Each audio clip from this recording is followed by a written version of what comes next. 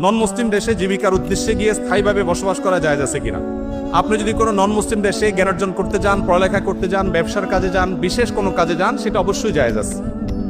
যদি কোনো নন মুসলিম দেশে আপনি স্থায়ীভাবে বসবাস করতে যান, তাহলে সেখানে গিয়ে স্থায়ীভাবে বসবাস করা এটা আপনার জন্য জায়েজ হবে তখন যদি আপনার উদ্দেশ্য হয় দ্বীনের দাওয়াত দেওয়া।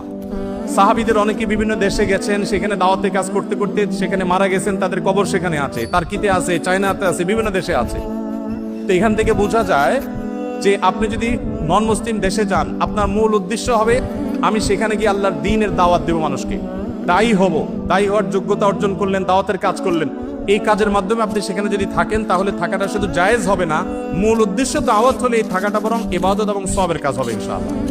আর যদি দাওয়াত দেওয়ার উদ্দেশ্য না হয়, একটু হালুয়া রুটি খাইলেন, একটু ভালো লাইফস্টাইল সেখানে আপনি পাইলেন, এই সমস্ত উদ্দেশ্য